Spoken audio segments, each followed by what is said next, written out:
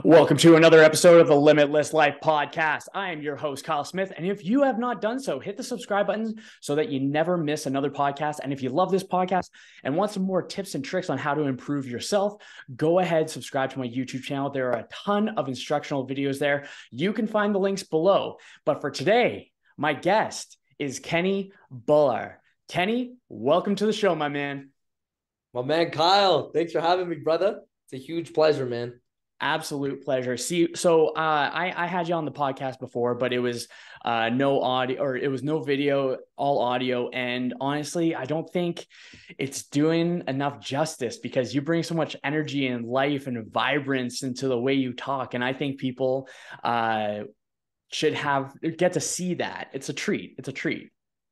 Thanks, man. I know speaking from experience too, man, with Second Floor Podcast, it's a game changer when you're able to add that video component. So that obviously takes a little bit more time and effort. So kudos to you and your podcast for being able to do so, man. I'm excited. I had to get my hair done this time. I appreciate it. You look fresh. You look fresh, my man. Thanks, bro. Sweet. So how does what you do impact others, my friend? Yeah, I mean, with what we're doing now with Brave Fitness and MMA, I've gone full tilt, as they like to say, when it comes to going all into your passion. And with what we do at my academy, the biggest impact we make is we instill more confidence in our clients and in our students. For me, it's not just about getting your body to move.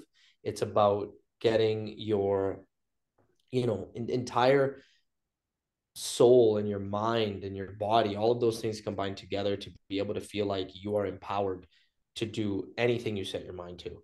Hence the name. For us, it's, be bold, be brave. And being brave comes from not only how you show up, but how you mentally show up for yourself. Because if you are in the process of needing to show up in any situation you're in, Kyle, if you don't believe you're capable, then who's going to do that for you?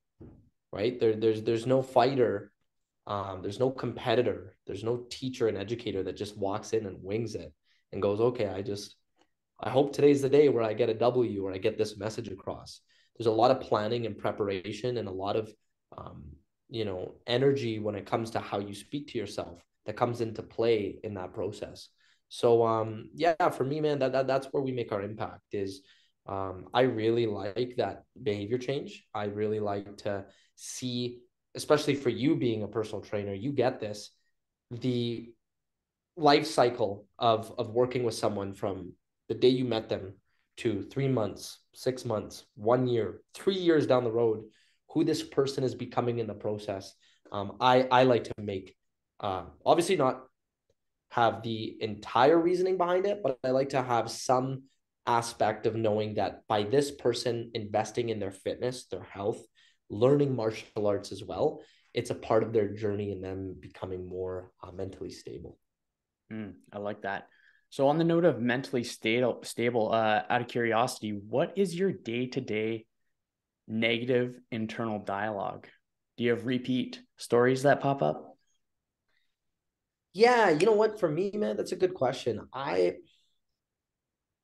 naturally, even for my own self, have things that I've done in the past that I've regretted, things that no longer make me who I am.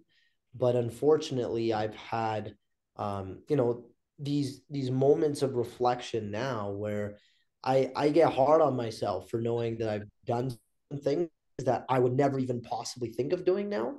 So it's very, you can say, important for me to recognize that these thoughts that are coming in of let's just say the shame or the guilt or things that I've done in the past, they're not me anymore. It's really important that I lead with that.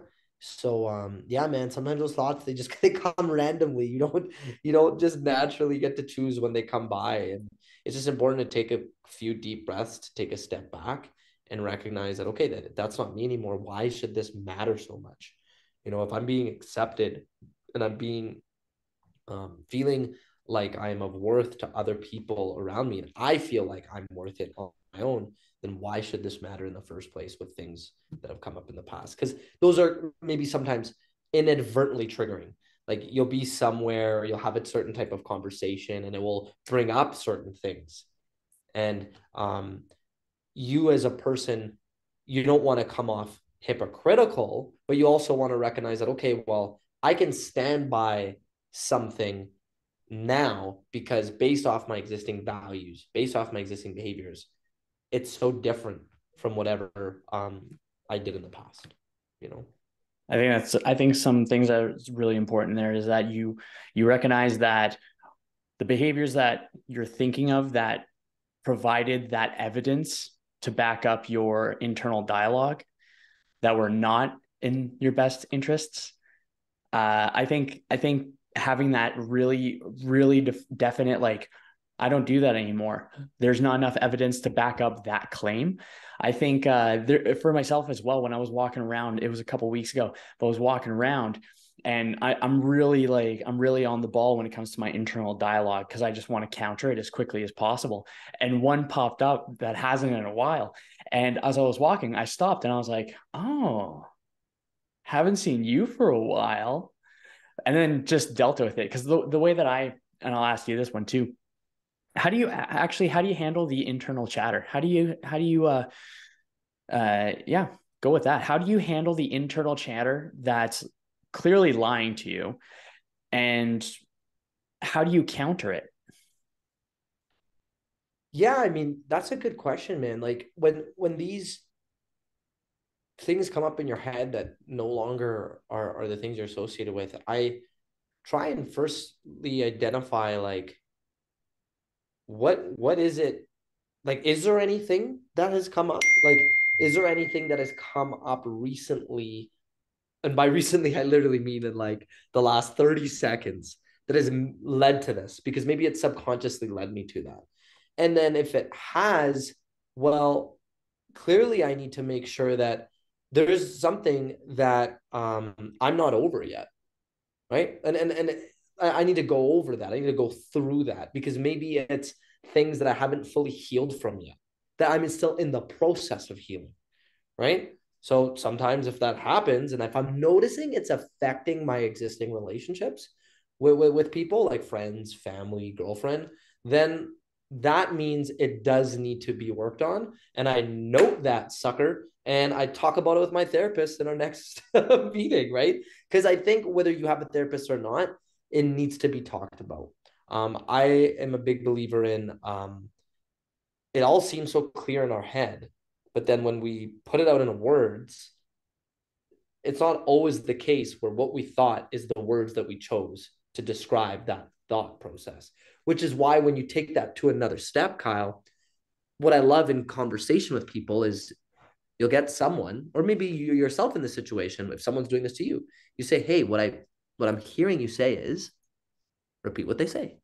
And then when they hear it now, or when you're hearing it from a different perspective, you kind of realize like, okay, that's how it comes across, because you're trying to have this relationship between how it's thought in your head to what you're saying. So for you, it makes more sense, but you're just hoping it comes across with your words. But then when you hear another person say it, you start to realize that, okay, they only have so much of the piece of the puzzle. Here's some other things that I need to layer onto it. So to answer your question, man, is like, I just think first and foremost, it's very important that those thoughts are communicated with someone, right? I find that the act of bottling that up is a recipe for disaster. It's what crumbles relationships. It's what crumbles people's mental confidence. Is they bottle things up. They're not journaling. They're not speaking to somebody about it, whether it be a professional or a friend. And then it forces them to feel anxious. You know, I know anxiety is there in many different forms, but it also comes in this case. And I am speaking from experience, you know, from me bottling things up, from me generationally seeing things that, you know, perhaps if I've noticed things from my parents, if they bottle things up, but then it comes out all at once. And it's just something where it can be worked on through the communicating it effectively. I think something else I think not only communicating with another person as well, but I also think when you communicate with yourself from like an objective point of view. So let's say, for example, an emotion comes up or you feel that sensation from like whatever it was. There's a part of that where it's our inner toddler, right? It's our child. It's like our inner child that's like throwing a temper tantrum, because it's not the same person that we logically know ourselves to be. It is how our inner child, our ego, are like basically those parts where they're throwing the temper tantrum, and I actually see it as it's like trying to pull us back because we're just tickling that comfort zone a little bit too much. And so that's when some things also foster up. But when there is the opportunity to, or for myself, the opportunity to turn into an objective point of view where I'm talking to myself as if I'm talking to a friend that reiterated it back to me, kind of like how you were saying, but just internal dialogue, it has become so much simpler to make quick pivots and adjustments and to decrease the just the shit show, the possible shit show, if I allowed those feelings and those urges and those impulses and those false narratives to take control and challenge that. Yeah, that bird's eye view perspective, it's so much easier said than done. It's why we always say put yourself in another person's shoes. Or when a friend goes, what if I did that to you? Or your partner goes, what, like, how would you feel if I did it? Then when you're actually forcing yourself to look at it from a different perspective. But I love the way you look at that too, man. Is like, instead of like sometimes talking to yourself like, oh, why did I do this? Be like, this is how, like, I'll talk to myself in third person. Kenny, Yeah. this is how Kenny showed up in this situation. If I'm watching it, I have a bag of popcorn in my hand. Yeah. Am I gonna applaud and approve of the situation? Am I gonna be like, yeah, you know what? Like, let me first see before I criticize anybody else, before I critique or get upset. What did I do first? That takes work, man. I get it. Like, that takes a lot of work because, like you said, the inner child can come into play. And, as children, we naturally never want to put the blame on ourselves. Point the finger at everyone else, and then there's other fingers pointing back at us, right? It's actually funny that you say that, because you said it was hard to like go with the third person objective point of view, but the reframe or the shift that I made consciously to make it easier, and some people can say it's hard. I do not believe it to be hard. I just don't believe it to be hard. But when we make the shift of me to we, so Mm. when we are less self-centered on what's been wrong to us, or how in such a we are such a victim of our own devices. When we think of we, then it becomes a universal kind of truth. We're not just focused on ourselves, we're focused on the whole. And then when we focus on the whole, it's a lot easier to problem solve, I find. Yeah, no, I agree. I like that, man. So I got a pretty, because I think that you're a very caring, compassionate fella. You got good vibes, man. Like we've always had good vibes, like fantastic. So Good this is vibes actually, only. I have that sign there. yeah, you got good vibes in the background there. So this plays a huge role in myself as a person, uh, as a main confidant for decision making, as well as making sure that I'm in the right headspace. So it's very, very important. So the question is, what role does love play in building, creating, and developing? Mm. What role does love play in creating, building, and developing? Man, for me, these are great questions. I think it plays the most important, right? Um, without love being there. Now, of course, I'm sure you and I can both agree it's not just love in the sense of, like romantically loving someone.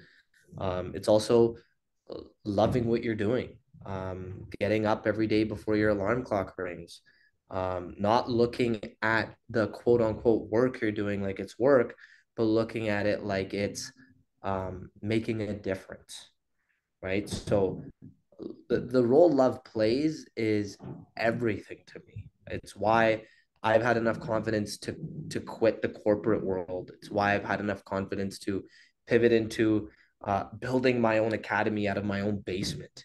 It's if love wasn't there, that wouldn't be possible to do. So when it comes to creating something you're doing, I find love's biggest enemy is ego.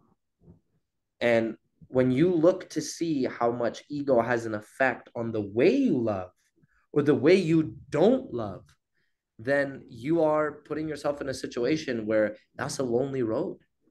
And love takes an extreme amount of vulnerability. So if you're expecting to build on what you're creating, then that to me is the bridge. That's a two-way street, right? You have traffic going one direction, you have traffic going the other direction.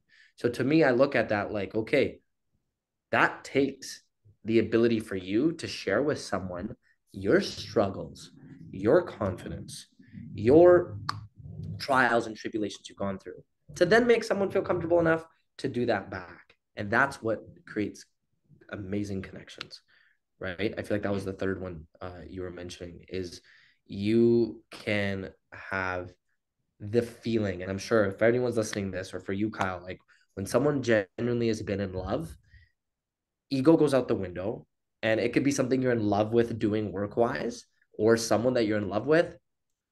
Man, you don't care about your manhood, or you don't care about how much of like how these days people say, oh, you're so whipped, or you're so this, or you're so that. It's like, man, when you're so in love, you don't care because You when you're in simp, love, you simp.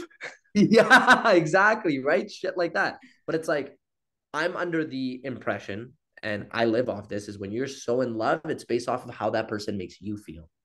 So you're getting that love back.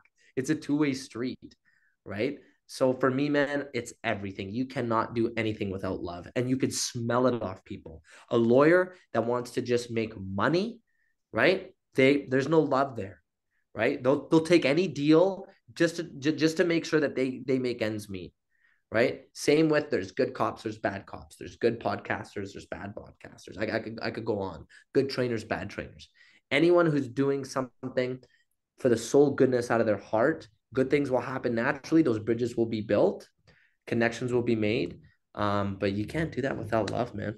I completely agree. Can you have love with a scarcity mindset? So give me an example of a scarcity mindset, or help me define that, because I Yeah. know Yeah. be a As lot I of. was asking the question, I was going for it. So I'll kind of go with this one. Scarcity mindset. In my mind, a scarcity mindset in combination with love makes it transactional because scarcity means me, abundance is we.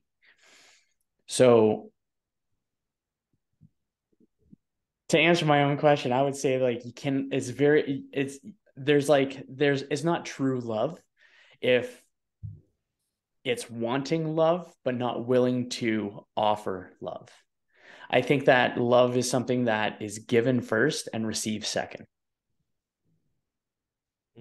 Yeah, it's a really unique because it the to what you're implying here is kind of like that reciprocity mindset, right? Is naturally the give and take.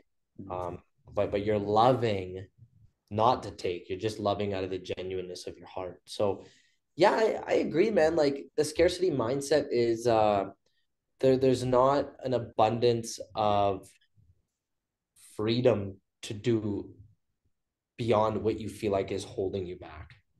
And what I feel like with that is there's a lot of skepticism around that scarcity mindset, right? There's only so much you can do with a mindset like that because you're ultimately being very analytical with the decisions you're making, right? I find not saying love is um, what's the word I'm using? Impulsive, but love is like I don't need to think twice about me making a decision for we, right? So back to that, difference between we and me.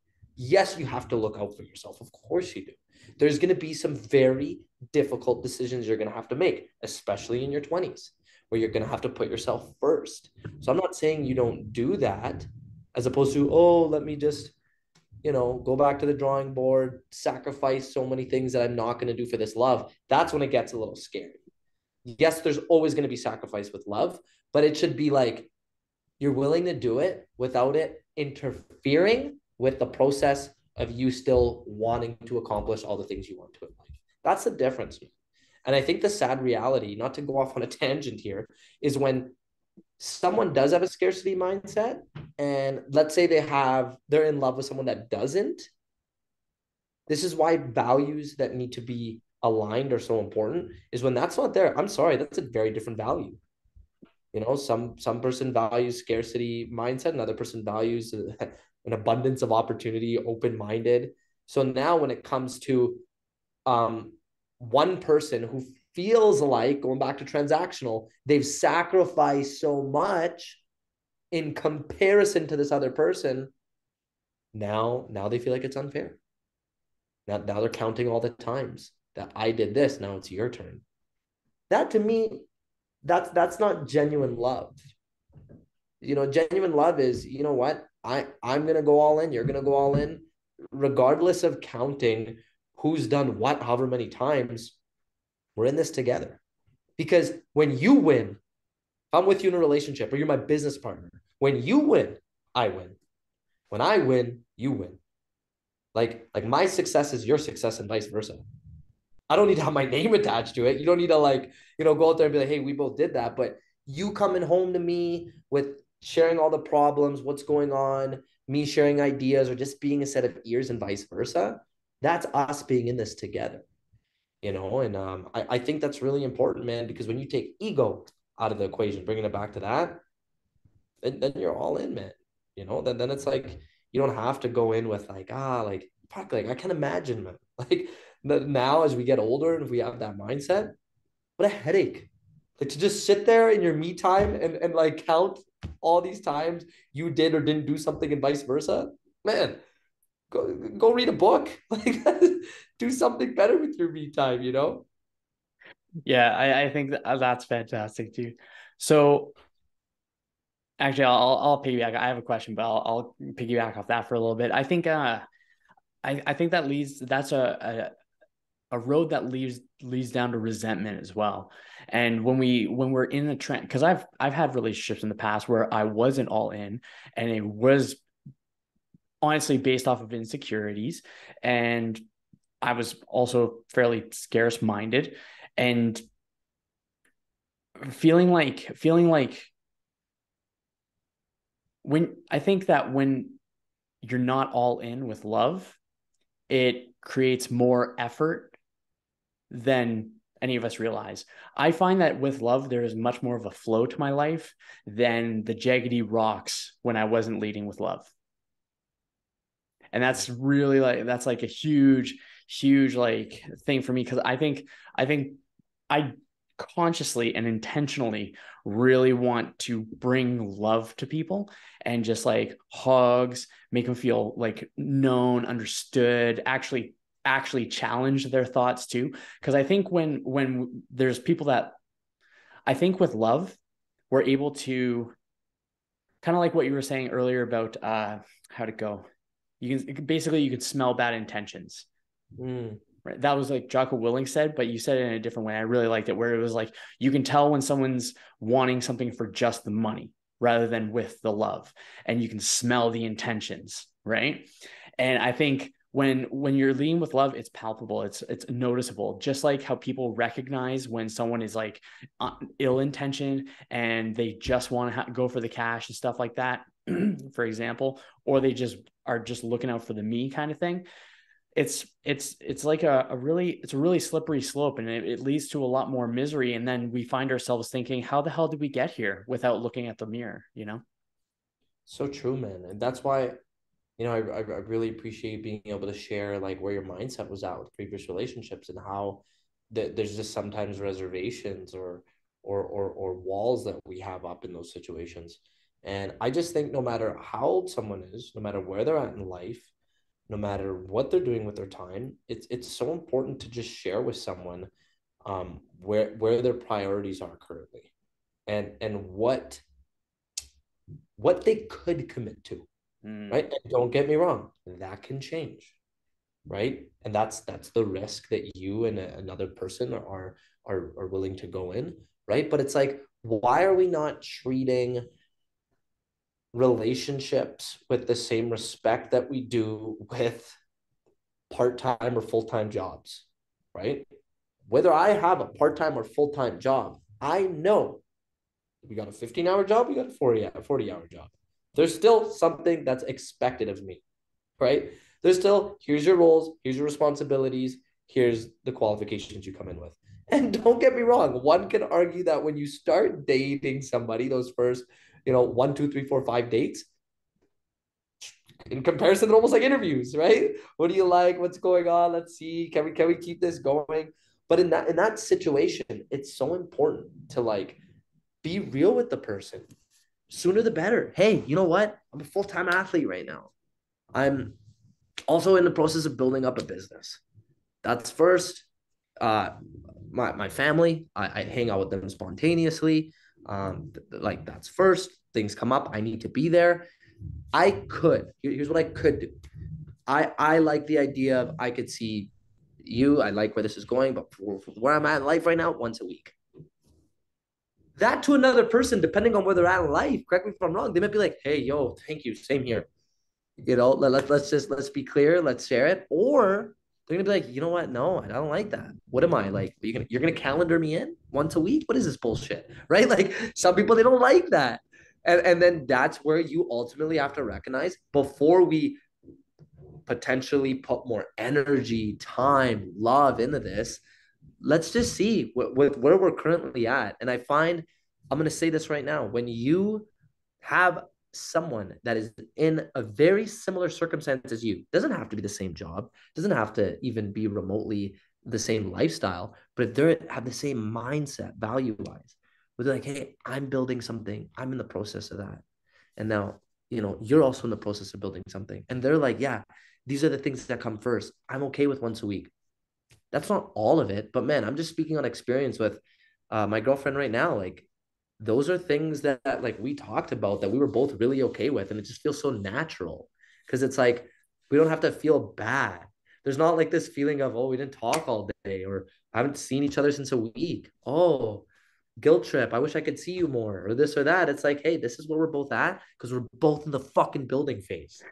But it takes off so much stress that doesn't need to be there, you know? So let me make sure I got this right. Because I could be wrong. Like, gotta say it louder for the people in the back here. So let me get this right. Talking about your intentions and your thoughts openly with the person you're trying to work with or spend your day with, spend your life with, having open conversations can resolve a lot of issues. 100%, man. What? Game changer. And like, don't get me wrong. There's obviously things that, yes, in the process of you getting to know someone, like there's things that have happened in your life. There's things that you're gonna have to eventually share, and that timeline is something that you have to decide and letting this person fully in. But at least like if you're about to include someone in your life, be very clear with like what you would want that to look like. Don't hold back. Too many people fucking settle, man. Too many people, they want to see you every day, or they want to at least have a phone call every day. Then they don't bother mentioning it. Say what you want. And if that person can't do it, can you accept that? If you can't, don't settle. Because I think the sad reality that I've seen in the dating world and in relationships is it's like people feel like they're in a ticking time bomb, Kyle. And they get older and then they talk to a guy or girl and not really fully quite there yet. Like in my opinion, man, speaking of the concept of love, it's one of the most important decisions you're making. And I say this, you don't get to choose your parents. You don't even get to choose your siblings. There's two people you get to actually choose. Your friends, that's your family you get to choose, and the person that you're going to be in bed with for the rest of your life. Don't fuck those up. Like, if there's anything, I'm sorry. Like, Those two things are so important because you got to choose that, right? You could get laid off. You could have like a dead end job for a little bit. I've been there, right? I like you're just trying to figure it out. Oh, it's okay. But you can't just go and be like, yeah, it's my shitty friend. Fuck. She's just such a shitty person. But I don't know. I'd still keep him around. That means you're shitty too. Like you can end that. There's no person that's gonna sue you for ending a friendship or relationship. So choose it. Like and that's why you have to be so much yourself from the get-go. Because we're all guilty of it, bro. Where it's like, yeah, you're gonna be your best self in the beginning, but like start to really as quickly as possible be who you are. Because then that person's gonna feel catfished. Who's this guy? Right? It's like be yourself, and then you like will attract like. Yeah, I absolutely love that. It's so funny. I think because even the way you're describing it, like the passion, the emphasis that you're bringing to like, you said specifically right. I don't quite got it, but basically where the energy that you're bringing, like the same reference could be put towards your martial arts, your physical health, your business, skills that you want to acquire as well. And going with and I think that that's an awesome overhead. Like love just as a whole just carries over into everything, and there's just so much room. There's so much room for love. There's so much room. It's so funny. I feel like we just teleported back in the 1970s, 60s, and then we're like flower power or a bunch of hippies. It's like love is the way, love is the way. Dude, But it is love, true. love there be no wars, man. You know what? Yeah. Honestly, I don't think people would be able to handle that much love. I don't know. People are I don't think the world would be able to handle that much love, my man. It's kind of funny, right? I said this the other day. Um, if there was an abundance of love and that's all there was, then there'd be no movies. There'd be no entertainment. There'd be a lot that we don't have. Conflict, of course, is one of the biggest things that lead to a climax. It leads to some sort of resolution. It leads to the moment we've all been waiting for, right? Like that's what leads to action. So yeah, it's a slippery slope when you look at it that way, man. And that's why I do want to say like love is not all sunshine and rainbows. I think we all agree and we know this. It's not rocket science, but when a quote unquote perfect relationship says we never argue, well, you're two people. Yes, like attracts like, but there's going to be differences. There's going to be you're not a ditto copy identical person. There's going to be things that you don't agree on. So if you're telling me you guys never argue, it's interesting to me because I think arguments are healthy, but how you argue, that's important. Not yelling, raising my voice, not cutting you off, trying to seek to understand where you're coming from. And then I hope for the same vice versa. And if it ultimately leads to agreeing to disagreeing, then so be it. But at least we both, through the process, got a better understanding of how we operate. So I think through love, there can be healthy conflicts because that's going to happen. But it ultimately allows you to just better understand where this person's coming from and why they feel that way in the first place. Absolutely. So jumping over to the topic of your podcast too, because you have a podcast. So I figure it's appropriate to also talk about that as well. Do you bring love into the podcast? Always, man. Always. Like, this is the thing about podcasting, man. I'm sure you might, now being in this space, feel this way is you yourself might come in with a certain level of nerves as well as your guest. You'll reach a point where your guest has the most amount of nerves. You're getting your reps in, like for us, we're in the triple digits with how many podcast episodes we've done, right? So it's no different than just meeting a buddy for a conversation, if I'm being honest with you. It never felt that way in the beginning. I was fucking just as nervous. But that comes from a place where, again, I want this person to feel special. I want the person sitting in front of me to feel like there's a certain aspect of their life that we want to unfold. So let them know what is it about their life that I'm interested in. There may be more to it, but that's the piece of the story that I know that I want to know more about. Then there's also setting that intention with why I'm having them on in the first place and what we're about. They're going to be now a part of our mission, right? We want to teach people how to better survive and better thrive to make sure they can keep the good vibes going in their life and business. Here's how this guest, based off what I know about them, here's how they can do so based off the tips they share. So that's a lot of love that gets put into it, man, because without it, if it's too, let's put it this way, if I'm too inauthentic in that process, it's going to be a shitty episode, right? I'm going to get a robot. I'm going to come off robotic. And I'll be honest with you, man, I've had that. I'm guilty as charged, right? It's not just based off of what I'm saying. It could be other variables, the mood I'm in that day, how I slept, how hungry I am. There's other concepts, them as well. I'll never forget, man. I had a guest. I'll keep them anonymous, but they came in, and I was very impressed because it was still one of my best episodes. They told me, I need to be transparent with you. I said, what's up? They said, it's been a shitty day.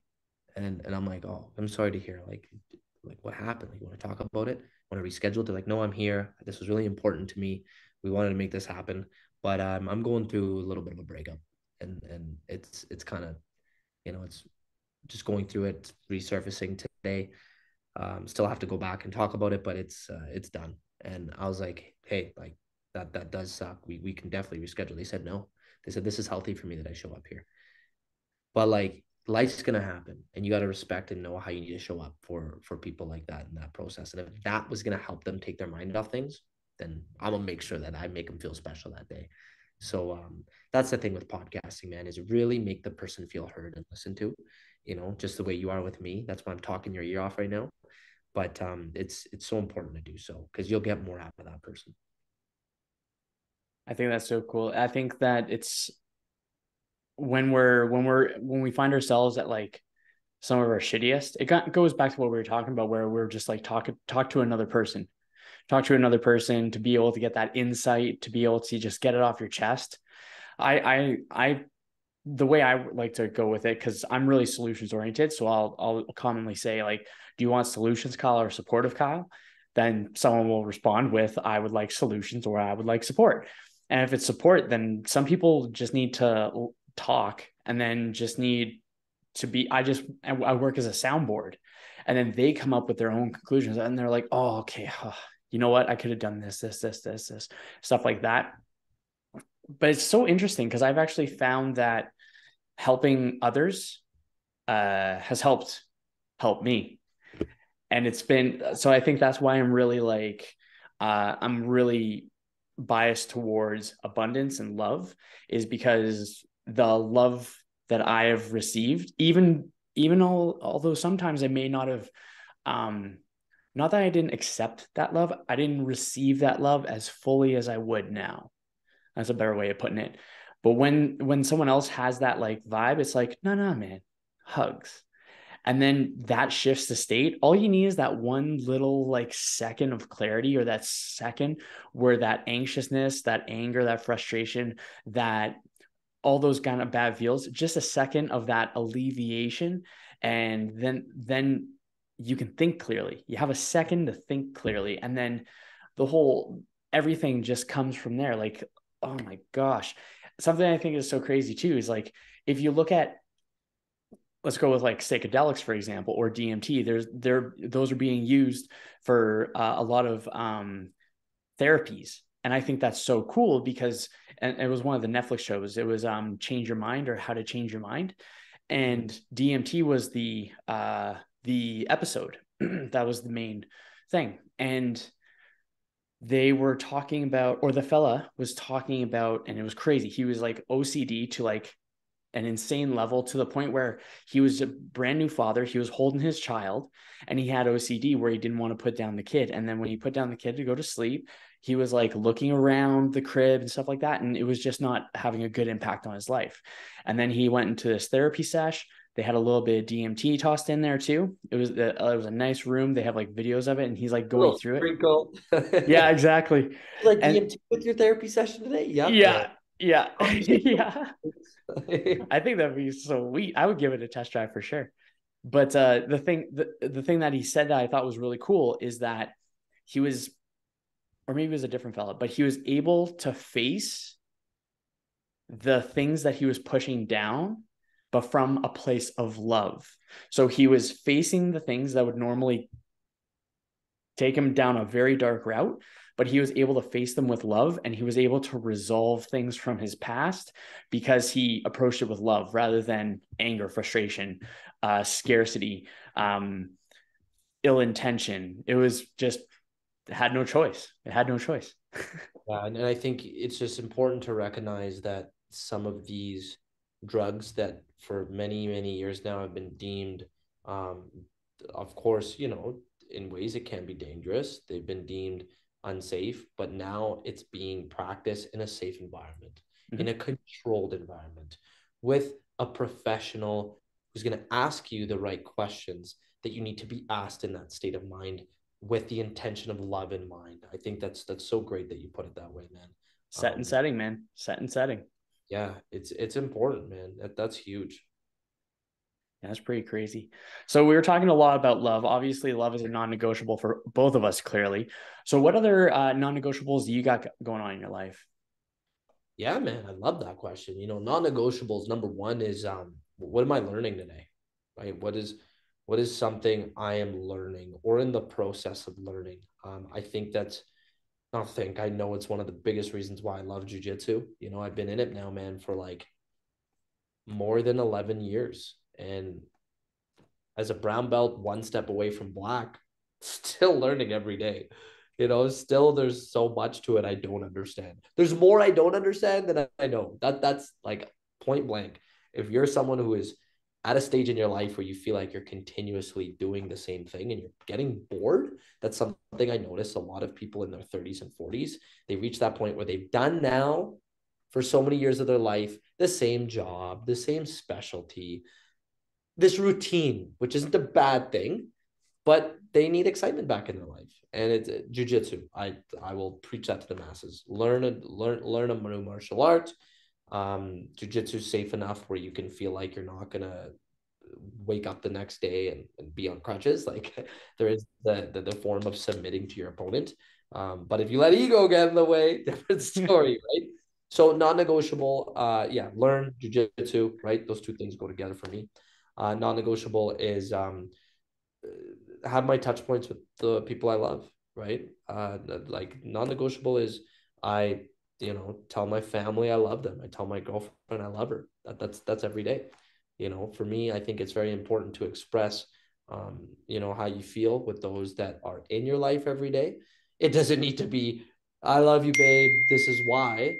It's like I love you, and now you know why, right? If I've already expressed that, but let me share that to you. I think just telling the people you love them, and when you get that back, let's face it, it feels really good. It's you may already know it, but it's a reminder for you and that person how much you care about each other. Another non-negotiable for me would be brushing your teeth every day. Yeah, like not jokes aside, those are the main ones that come up, man. I know it's not a long list, but I think another one that should come up is just you got to respect yourself, right? Like self-love. That's a whole other topic. But for me, non-negotiable is that like I am first.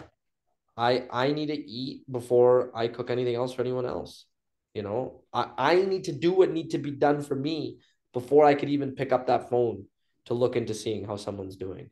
So for me that's so important. Otherwise, if I don't do that, I will do things half-assed for others, or I won't come off as authentic because now I'm running on reserve gas, and that's risky. I would rather fill myself with premium and be set for the road, so that's how I feel. So for that last part, for someone who views taking care of themselves as selfish, which in a way is selfish, but it's good selfish because it helps benefit everyone else. For someone that doesn't have like a really good perception of taking care of themselves because it's always go, go, go, or is always everyone else, I'm last. How can someone break that mode of thinking and start filling up their tank with premium? Yeah, man. I mean, like this specific practice, I'm gonna say isn't gonna guarantee they're gonna do it, but it's a step in the right direction. So I love that you asked that. Is you got to look at it like this, okay? It's a GSPA model. I learned this recently in my a course on stress, recovery, and resilience. And you don't just end and begin in opposite order. You don't just begin and end with your goal. You have certain skill sets, and then you have certain practices you do to build that skill set. And then you have actions you take to keep that to keep that practice going. Okay. So I'm going to give you let's walk us through this together. You just pretty much stated the goal. How can someone make more time for themselves? So that to me is, someone who wants to put themselves more first. That's the goal. Okay. So this skill is going to be being able to say no. Okay. That's one skill that's going to help build up that goal. Now, what's a practice that you can do that's going to help you say no more, right? That's something I can think of right now that will allow you to actually go back to your goal and still allow you to say no to people, is book yourself in. So on the calendar, on your notebook, on anywhere that's visible and accessible, because some people don't use calendars. I realize that. I don't know how they live. But for me, I live off my calendar, man.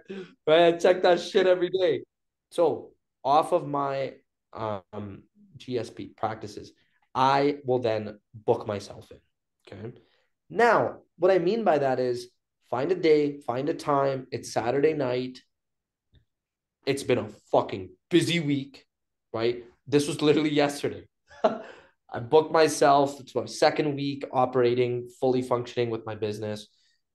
I've been booking myself in with clients. I've been client facing, training jujitsu. It's Saturday night. I could easily think of something to do. I booked myself in. I said, this is my time to just chill at home, be home. That's what I put.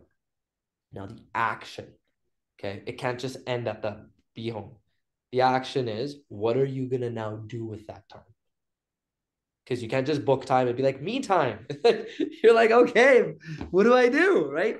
Give yourself something to do. That's your me time, right? You're not in front of anyone else. So that goal, skills, practices, action, in my opinion, is a great way for someone, back to your question, to be able to determine how they could bring it back to themselves. And I caution people, because that's all people do. It's easier said than done. Oh yeah, I need more me time. I'm going to book that in this week. Okay. Well, what are you going to be doing? What is your me time this week? Is it reading that book that you haven't finished? Is it journaling? Is it you want to catch up on that Netflix special? Is it going for a walk by yourself? Whatever it is, list it down. And then the thing is about that, Kyle, to take it a step further, because you may know this even as a trainer, right? Is when clients ask you, what do I need to do to get better? And you give them certain behaviors and habits, is sometimes your first time for your me time is booking it and showing up for yourself for 60 seconds. As a mother of 3 kids who has a 9 to 5 job, who also has a side hustle, who also feels like they never have enough time for anyone else, I'm going to ask them, do you have time for yourself? No. Okay, well, let's start there, right? You're going to book yourself in for 60 seconds and you're going to breathe 10 times. There, 60 seconds, that's it. Now go back. And they're like, oh, kids are going crazy, got to change diapers, this and that. So I feel like the way we frame things for ourselves, this is another tangent, is really important. I had a client the other day that felt like she's not ahead of the game. She felt like she was behind. She's opening up a business. She feels like there's not enough time for family, for herself, for the business even. She's worried. And I told her, I want you to do something. I want you to go home. I want you to journal as many things that you feel like, not necessarily you're grateful for, but that you have mentally and that you have an abundance of now that you didn't even have last year when you didn't have a business to look forward to opening. You were in the process of writing your business plan. But now you're looking at the cup half full, or sorry, half empty. Let's look at it half full, right? What do you have? Because we talked about this a little bit earlier, is the mindset. You just got to tweak it a little bit to realize how good you have it, So that would be my 2 cents on that, man, is you got to give yourself time. GSPA, goals, skills, practices, action. I like that. That's fantastic. I like to, yeah, I love like GSPA, AE. What's another one? Automate, eliminate, AED. That's one that I go with often. I like that. AED, automate, eliminate, delegate. Mm. Yeah. I'm lazy automatically. It's my baseline. So I'm okay with finding ways to make things easier. I don't not do them. I just find a better way. I So like that. automate, eliminate, or delegate to create less resistance. And if it's slow, that's okay because slow is smooth and smooth is fast. I have to gamify it. I love Yep. definitely even for me, man. Tedious behavior gets really for lack of a better term, boring for me, man. It's why like my mobility training, Mhm. oh, dude, I'm so bored. But it's so important. It's so like I need it. I absolutely need it. So I gamify. My brother helped me with this. He's coaching me through it. He's like, let's see how many times you end up in this session. Like my ADHD just kicks in. He's like, how many times you don't touch your hair, how many times you don't touch your hip, and how like just little things I do, right? He's like, no music, no talking. He's like, but let's create a game out of it. How many times you end up getting distracted? And now we gamified it. Now I'm like, okay, I'll show you, right? But like, even from a client trainer perspective or in anything, is like gamify your experience. The whole 10-day challenges thing, those are great. They work, but make it 10 days times 1,000. Chop it up in 10 days. Every 10 days, how are you going to do it? And that works for people, you know? Yeah, I think gamification is also cool. For like the tedious, boring stuff, I actually have to like, I don't have to. I go through things to really, I treat it like Tetris. I gamify it where I organize it into like everything's just a sequence, it's just a funnel of things, right? So I start with the end in mind, deconstruct it, build it out, automate, and that's it. But I like the gamification. I love gamification because when we're able to turn things simple, life is a big video game. Whether it's actually a video game or not, nobody knows. No one can prove it. But that's the fun part of it as well, is that this is no different. Like life is no different than Skyrim. I was chatting with someone on a podcast before. Skyrim's an RPG. It's a role-playing game, right? You're a character. I'm a character. You're your main character, and I'm your NPC. I'm a main character, and you're my NPC. And I think when we are able to gamify, then we are able to build up our skill tree. Then when we build the skill tree, then we know that there's more intention behind the activities. So I think gamification and setting intentions and reminders of the intention. So for example, like with the example that you gave with mobility, if you have the intention in there where it's like where you like go off track, but then you're like, whoa, whoa, whoa, no, just think of the future. Think of the future. The intention is how much better I'm going to be as an athlete going into my 60s and 70s because I'm doing the mobility now. That's so true. That's you hit nail on the head. That's what I was thinking. Is like you gotta know why you're doing it. You gotta bring it back to that, right? Is like I'm doing this to improve my overall athleticism and jujitsu, and then you have to go. Has it improved? How has it improved? If it has, right? Then it's worth it. Then you're sitting there and you're like, this makes sense. You know, that's why when people are studying and they go, what's the point of this? Yeah, I mean, you might need a little bit of a wake up call. If what you're studying, if you're not even enjoying what you're studying, and you're in a university level education, post grad education, whatever it is, you're not enthused by it, you need a little bit of a reality check. And don't get me wrong, electives, courses that are mandatory, there's just some of it that can be a little dry. But if you're not enjoying the shit in the learning process, and it is that much like let's face it, it's as close as it gets to the actual position you're going to be in, then stop yourself. Like Ben, I had this happen recently.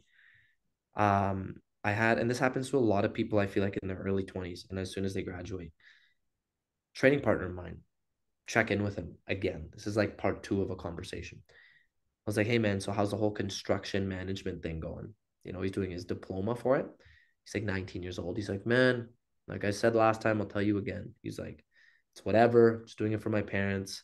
Just riding this out. I was like, okay, man. I feel like I have enough confidence to ask you this now. When you're done in a year and a half, what's the plan?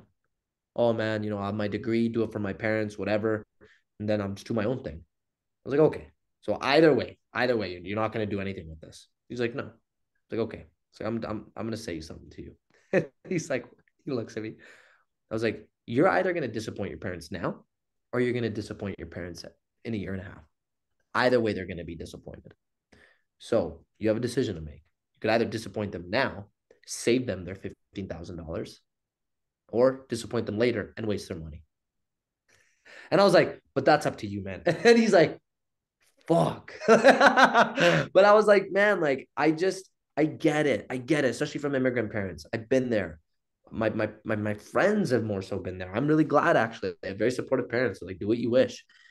But man, like that's just it. Is like when you're in a situation like that, you need to, at the very least, take a second and realize that the material that you're learning, if you're not enthused by it, you're already setting yourself up for a life that won't have the love in what you're doing, right? If you're now excited about other things you're interested in, like sales, you want to like go and approach businesses, and that's what he was saying.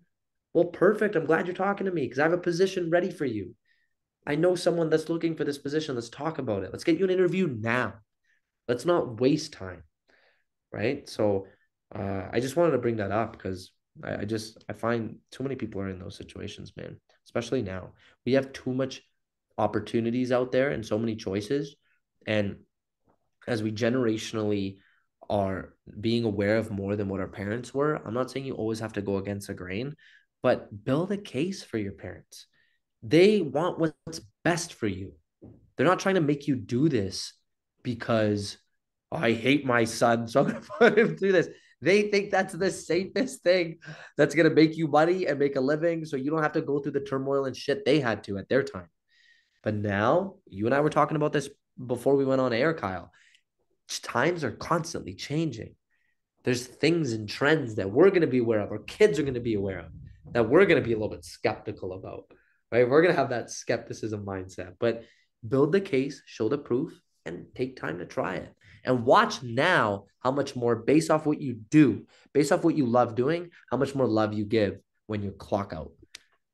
You know? Well, that, and I think something that's really cool with that too is like I've known folks that have done that, or even if they stayed in relationships for too long and they don't want to disappoint, right? But I think that's a slippery slope because are we better at handling the guilt or resentment? Because we can, so like, let's say for the kid, for example, he goes through the process, he works his job that he does not like for maybe 5 years, because what would he do afterwards? Now he resents his parents for getting him to do that, when at the same time he could have just said no and felt guilty for a short period of time, but his parents would probably have been a lot more supportive of that. So I think it's kind of, I think something that I've been playing around with often, I think it's been a lot of fun, is just thinking in, and this comes from comic books, but thinking of like alternate realities, like how would this point in time have changed this point in time, you know? And I find that I've been doing it like for the back of my past, like, oh, okay, if this didn't happen, then would I still be in New Brunswick? And the chances are like, for some things, I'm like, yeah, probably. What would my life have been like if I stayed in New Brunswick at this point? What would have I have done? Would I still be in the fitness industry? Would I be do this? So I kind of like come up with an idea of what the alternate reality me would be. And every time, I think we always just think in one reality, but our consciousness, our ideas, our mind is not limited to just this reality.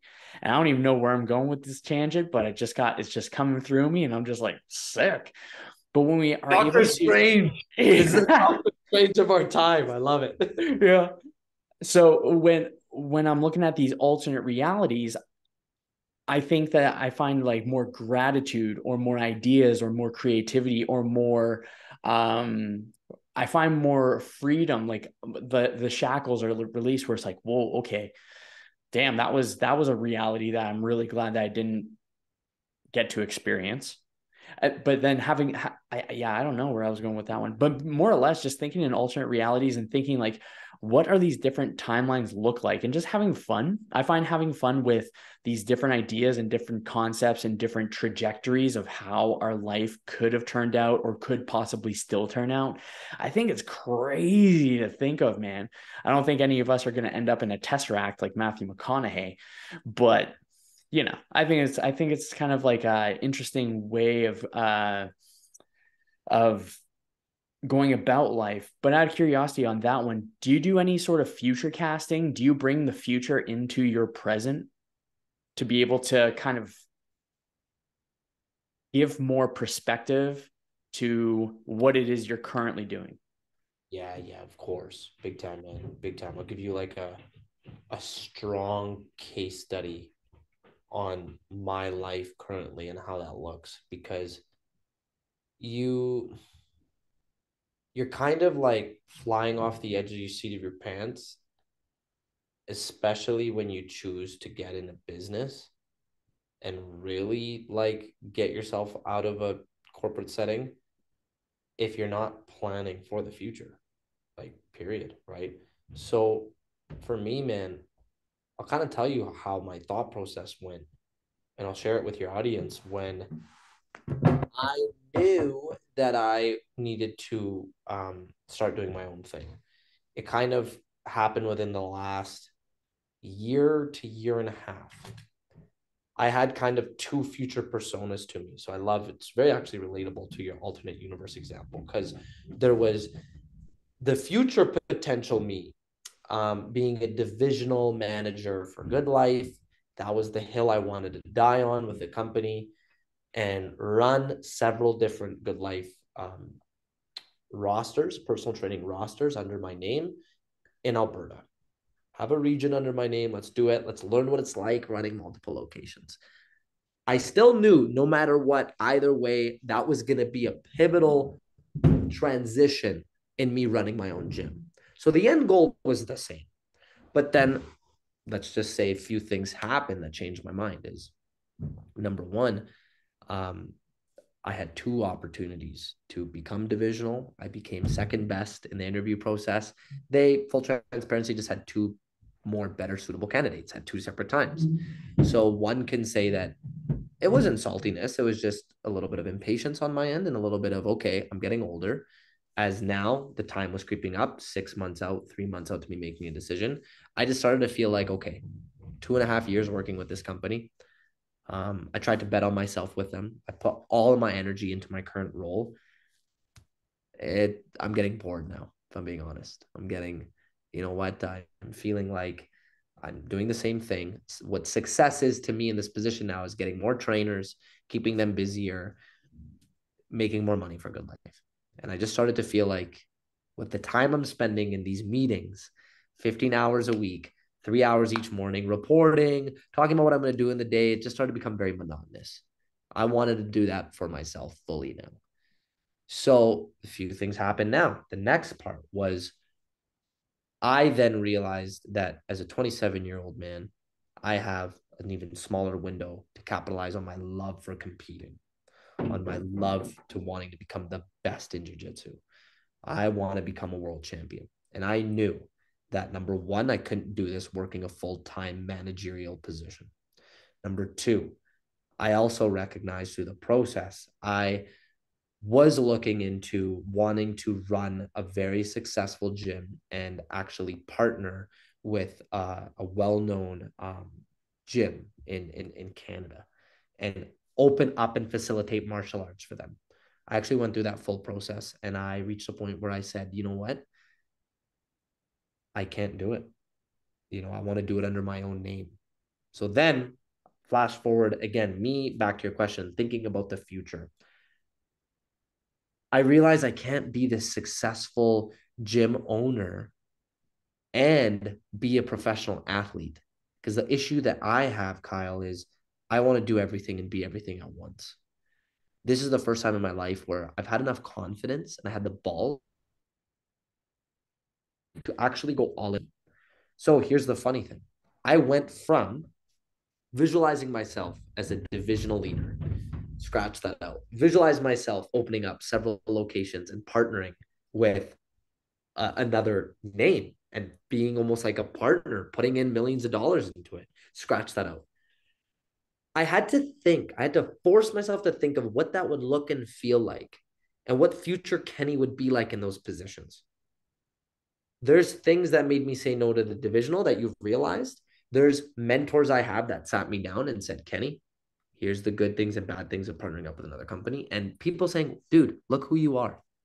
What about your own name? What about who you are? With you being Kenny Bhullar and the way you show yourself, you don't think in 5, 10 years you could be just like that on your own?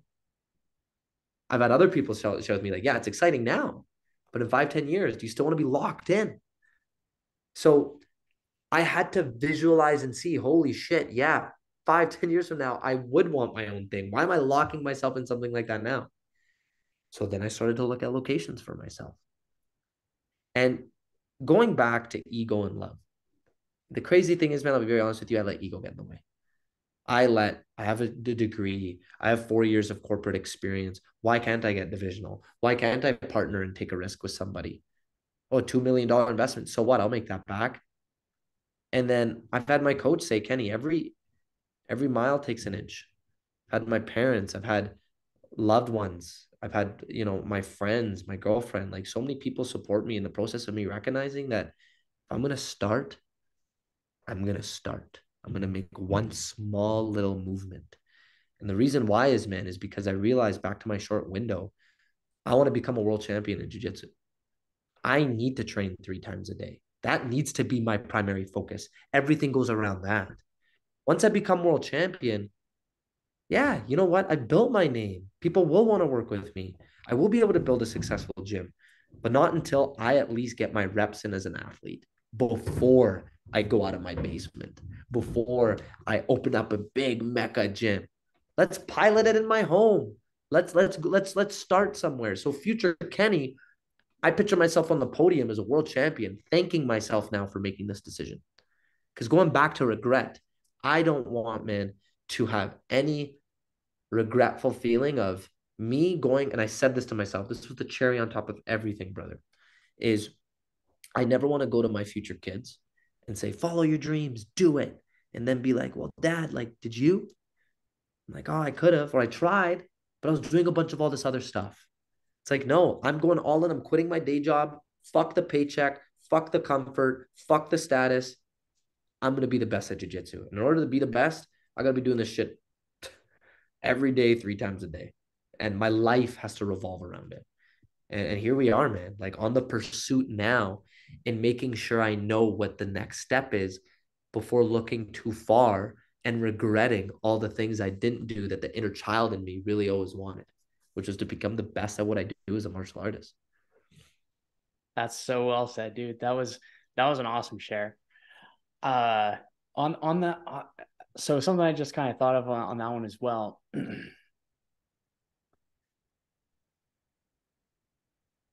Do you think when people have a heart full of love for what they're doing and who they're, yeah, for what they're doing, then there's no such thing as obsession? And that the only, yeah. So when people are doing something they love so much, obsession doesn't exist. So, yeah. So it's so thinking of it like this. So I like to work a lot. You like to work a lot. A majority of people will say, oh, you work too much. You probably should work on balance. When in my mind, that's them saying, you should do what you love less to create balance. Mm. So people may say, oh, you're obsessed. And it's like, is it obsession if it's something that I truly love? I see what you mean. I think when you do love something, I argue that you are obsessed about it. But to put the variable of balance in there, it's a unique component because let's face it, I'll kind of share with me, and I think you could relate to this too. My balance is so what am I doing for my finances? What am I doing for my body? And what am I doing for my social health? Fuck, let's face it. I physically, I'm wanting to become the best at jujitsu. So I'm sweating every day on the mats.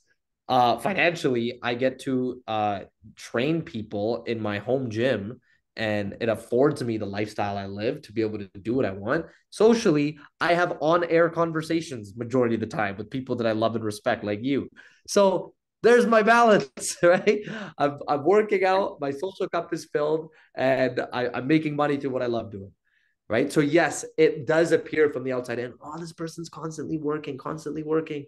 Even family, oh, like you're doing a lot. And as long as, yes, I'm making time for the people that matter in my life, I am now authentically saying that when you do what you love, you're not working.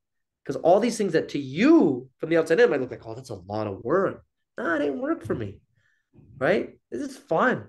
Do this shit on a Sunday. I shot a podcast episode before. I'm shooting one with you now. Later on, I'm having coffee with an old client of mine. But like I'll talk all day if I can. So to answer your question, man, like I think obsession needs to be there with love, right? I think when you love what you do, you have to be obsessed, right? I think about this shit every day, right? From the people that I love to the things that I love doing. And if I'm not obsessed, then that's the difference. I love how my brother said it, man. It was so powerful. My brother the other day, I feel like I can share this, but he's like, the difference between me and my opponent is he's he's already thinking about retirement. Like he's thinking about like, oh, this might be my last fight, this and that. One foot's out the door. It's like with me, this is my life. I'm in it. I'm not going anywhere. I'm so obsessed with getting better at this that like I'm not even thinking about when I'm done. So when you're already thinking, oh, my last fight, you're checked out, bro. Like you're done. I've already beat you in one aspect of the game. So for me, that comes from my brother's obsession around becoming the best martial artist. The best martial artist, no matter how much they say they love what they do, when they're saying it might be my last fight, you're fucking done. Like you're already thinking about like leaving, right? But the people that love what they do and are obsessed, they don't think about leaving. They take this shit to their deathbed, you know? Yeah, one Fired of my up. yeah, man, that was a gooder. One of my Talking, I'm just gonna grab my charger, but I'm listening, brother. Yeah, for sure. One thing that I think is to kind of like add to that as well. Uh, Two things. One thing that I thought of was something I think Conor McGregor said it too, is like if you want to get to the highest point, you have to be obsessed with it. You have to lose yourself to what you're doing, kind of thing. I think that that's pretty interesting. But going with obsession and love, and I actually think to myself, like one of my main kind of core values, kind of the things that I really, or at least my code of conduct when it comes to living, is to the pursuit of self-betterment to become a better person. And then it's also to be a positive contribution to the human race. And I keep on reiterating in my mind that the moment that I am no longer a positive contribution to the human race, that is the point in time to which I would consider retiring. But until that point, I will stay within the obsession and to continue to try improving and just kind of, and the obsession is the self-betterment, to become better, to live a fulfilling life in this very short period of time that we have. And I think yeah, man, like you said it so well. I thought it was really well done.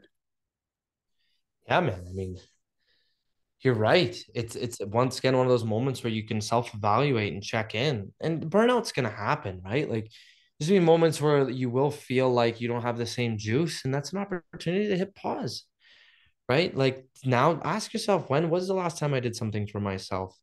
Because yes, a lot of what you obsess over and love is back to the point you made earlier where you're giving value, you're giving advice, you're giving love. And hopefully in return you're receiving it. But also you do need to give that back to yourself. And that's why from an environmental perspective, I personally like to switch it up a lot. Jiu-jitsu fills my cups in actually surprisingly other ways. I love to travel. I love to see the world. You know what? Jiu-jitsu gives me the chance to do so. I go and compete. I'm in a different city, I'm in a different country, I'm gonna stay a little while. I'm gonna smell the roses. I'm gonna look and see what the city is all about, the culture, the people, the food, the experiences. So that, back to your point about, you know, needing to come back, and you're worried that like you might have to retire, check out of what you're doing or switch things up. I never feel like I need to do that because I give myself those moments. And I really hope that others can do that for themselves too, especially in a world we live in now where you need to constantly look like you're grinding and doing something and being productive. No, man, like I'm a big believer in you can work your ass off 6 days a week. Give yourself one day to just like recharge, come back, you'll be more productive. You'll work smarter, not harder, you know? Totally. I've actually reframed a story, an internal bit of dialogue that has actually been quite alleviating. Like, when you just like something clicks and then you just feel a weight and you're just like, oh my God, I can breathe. I think something that's like an incorrect narrative that keeps on being pushed and pushed and pushed is if you want to get like any, okay, it is hard. Okay. But for the most part, for the most part, I find that a lot of the goals that we actually want to accomplish are simpler than we make it out to be, and they're not as hard as we perceive them. So, for example, my story, I have to work harder to get things done, or the amount of stuff that I'm getting done is more than the amount of effort I've actually been putting in. So my internal dialogue is, I'm not working hard enough. Things are too easy. And that is a risky mentality. I had like reframing that is so much smoother because now in my mind, I'm actually more present and intentional here because I'm not thinking of the next thing and the next thing and the next thing. I'm here right now with you and whoever is listening. Thank you very much for coming along for this beautiful journey. But nonetheless, I think we can simplify things when we just sit down to choose to make them simple. What do you think of that? Do you think that for a majority, do you think things are simpler than we make them out to be? Sorry. That's a good question. I mean, like, depends on what the task is. Like when you were saying that earlier, it really resonated with something that I find too, where I'll give you an example. Like I felt that way where I'm like, oh, like, is this too easy? Am I not working hard enough for this? I think we all feel that way once we become a master of something, or we're on the pursuit of mastering something. I don't want to make that sound so um egotistical, but it's one of those things where, like, client programming, for instance, I used to spend so much more time on that, right? But for good reason, because I'm trying to get a grasp an idea of what exercise selection do I choose for my client. I'm trying to think of client specificity and what's going to be appropriate for my client. And now over time, it's like, okay, like, client has a right hip imbalance. Okay, there's an issue there. Let's work on some unilateral exercises to be able to strengthen that up. And it's quicker because I've identified and I've seen what are some things that I need to work on for someone based off what they're going through. It's like no different than when a doctor has an immediate answer for you after being in the game for so many years, right? Is like, I find that we now, to take it a little bit step further, discredit ourselves sometimes when something is easier, and we start to want to give people a better deal when in reality we should be able to charge a fair price based off what we're capable of doing. Even if it takes us now less time, it's based off all the time and energy we spent to get to that point where it can be done that quickly. I'll give you a great example. I wish I could remember the name, but there was this brilliant graphic designer slash marketer. I really wish I could remember his name to give him credit. Christo. Yes. I think it was Christo. Yeah. The guy with the glasses, bald, right? Of Asian descent. Yeah. Yes, that's him. Okay. So Go with the story. Go with the story. I love it. Yeah, you know it. I Yeah. love that. I feel like you read my mind. Someone goes, brilliant, man. Someone goes to him and is like, I think this is unfair. He's like, why? He's like, I just think it's unfair that we're charging someone $1,000 for work that's going to be done in an hour. That's just so unjust to me. I don't feel that's fair. He's like, okay, I have a question for you. Christo says, how long would this have taken you when you first started out as a designer? Oh, he's like, it would have taken me probably hours on end. It's like, okay. So would it be fair if we first started off to price it this way? He's like, well, yeah, when you divide the time, then it makes sense. He's like, so you're only valuing how much time you spend on something. You're not valuing the actual end product of how it comes off. And I can't remember how the guy reacted, but that sunk in so deep for me. Is like, it doesn't matter how long it takes me. You value this, you have a problem, here's how much it costs. I'm going to be the one to get it done for you. And it's still, no matter how much time it takes me, is going to be done at the highest level. But now we're valuing all the years and experience and certifications and everything I've done to be at this level in the first place. Absolutely. You know, so to go back to your point, what was the question itself? Totally forget. that's, that's fair. But it's just that really resonated, man, when you were just saying, like, you know, sometimes we're hard on ourselves with, we feel like we're not doing enough, but the tasks we keep doing get easier because of how many times we've done it. And we then have to ask ourselves, can anyone do this? No. Right. So let's go back to seeing why we have our jobs and why we do what we do in the first place, you know? Nice. And hopefully when we take a look back, it's with love. Yeah, 100%, man. Always LOVE, baby. Oh my gosh. So we're getting to the top of the hour, my friend, and this podcast ended up being, I think, the baseline or the main common denominator has been love. So, bro, I just want to say that thank you very much. I love you. I very much so appreciate you. I think you're a rock star. And before I give you the two questions, where can people find you?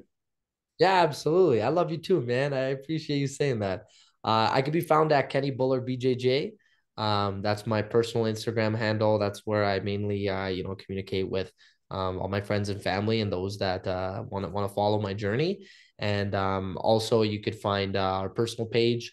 It's Brave Fitness and MMA. So you could find that on my bio. So just go to at Kenny Bhullar BJJ, and you could find on my bio our Brave page. That's where you can see, you know, what we get up to with all of our students and our clients to continuously be bold and be brave. Beautiful. And your podcast? Yeah, podcast is a Second Floor podcast. I appreciate you asking. So that's at 2ND Floor Podcast. So definitely can tune in on all streaming platforms and to continue hearing more good conversation. Beautiful. So, my friend, I got two questions for you. And you've been asked them both before, but like I said before, I just wanted you to be on video. I wanted people to see the shining example of you. But so first question, you're on your deathbed. All the people, all your loved ones are around, the ones that have supported you during your martial arts mastery and world championship. They're all there. What is, and none of your content exists. What is one piece of advice that you want to pass on from your deathbed? Man, it's a deep question. You got me with this one last time too. I would say for anything that you do in your life, do it because you want to. Don't do it because you have to. You're going to look back on all those moments and recognize that the most important moments that stand out were because you wanted to be there. And yes, there are going to be things you just have to do, let's face it. But when you can look back and at least go back to wanting to live the most authentic life and be more authentic in the process, the more you measure and have control of what you want to do with your time, the more authentic you'll be in the process. So my biggest advice based off of what I'm learning about my life too is truly audit what you're doing with your time and be very aware of what you're doing with that time. And if you have the ability, because some people are just in a point in time in their life where they have to do things to get to where they want to be. But once you've reached that point in that luxury, make sure you're doing it based off of the want. And then I promise you, you will be the best version of yourself. That's a good answer. Then the final answer. How would you define living a limitless life? Living a limitless life would be defined as you just grabbing the bull by the horns and not looking back for a second. You know, it's just being so confident, so aware, so sure of yourself and the decisions that you need to make to get to where you want to be. That is truly being limitless. There's no ifs, ands, or buts. You know, there's no time to um, see if it's worth making the right decision or not. It's, you know, you're capable of being able to do this. So being limitless is being able to bet on yourself in doing so, and not regretting it for a second. Fantastic answer, my man. Well, that's what I've got for you in today's episode. If you loved today's episode, please do me a favor right now. Share it on your Instagram stories and tag me with the handle at Warrior Body Kyle, along with at Kenny Bhullar, BJJ, KENNY BHULLR, BJJ? LLAR. LLAR. There we go. That is the one of the ways that we grow. So please tag us both. Be sure to go check out Second Floor Podcast. And until next time, I hope your day treats you as good as you look.